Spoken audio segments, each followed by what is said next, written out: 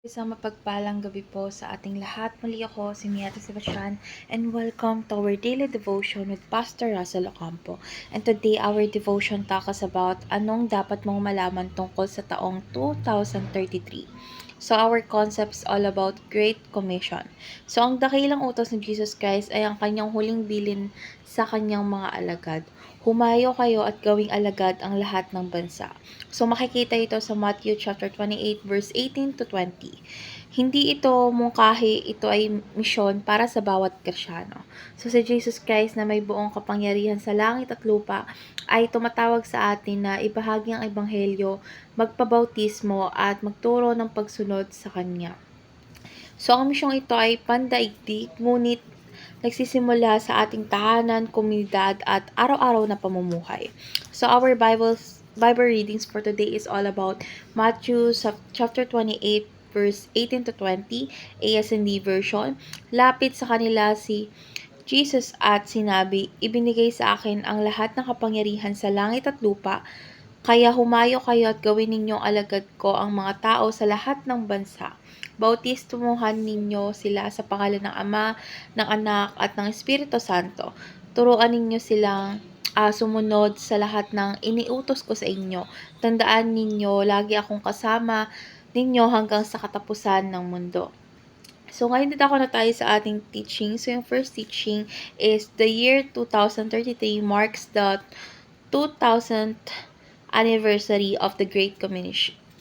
So, taong 2033 ay ikalawang libong taon simula ng iutos ni Jesus Christ ang dakilang komisyon. Ito ay mahalagang milestone sa kasaysayan ng Kristyanismo kasi tayo ay nabubuhay sa isang henerasyong may natatanging pagkakataon upang tapusin ang hindi pa natatapos na misyon. Second is the Great Commission has accomplished much in the past through faithful Christians. So, sa loob ng dalawang milenyo, napakarami ng buhay ang nabago dahil sa mga alagad na tumugon sa tawag ni Jesus Christ. So, ang ebanghelyo ay naipahayag sa maraming bansa at kultura, ngunit marami pa ring hindi naaabot. And last teaching is the Great Commission will continue to succeed through faithful Christians today. So, ang tagumpay ng misyon ay ipinagpapatuloy ng mga tapat na Kristiyano ngayon. So, tayo ay tinatawag hindi upang manood, kundi makiisa. Sa tulong ng Espiritu Santo, kaya natin itong tapusin sa ating henerasyon.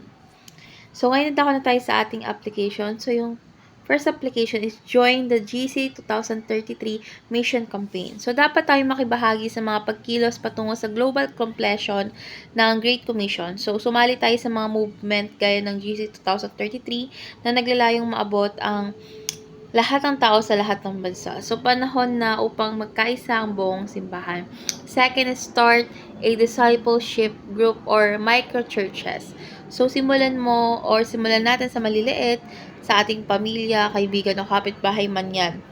Dapat tayo magturo ng salita ng Diyos at palakihin ang komunidad ng mga tagasunod ni Kristo dahil ang bawat alagad ay pwedeng maging tagapagparami ng iba pang alagad.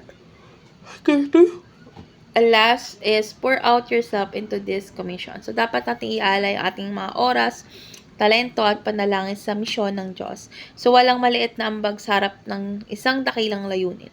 Mabuhay tayo para sa layunin ni Kristo. So, ngayon dito ako na tayo sa ating last part, which is our discussion. And our discussion talks about what would you like to contribute to the Great Commission of Jesus. Para sa akin, ang una or ang nais kong ialay para sa dakilang komisyon ni Jesus Christ ay unang-una yung oras sa pagtuturo, lakas sa paglilingkod, panalangin para sa mga hindi pa nakakilala kay Kristo or suporta sa mga ministry.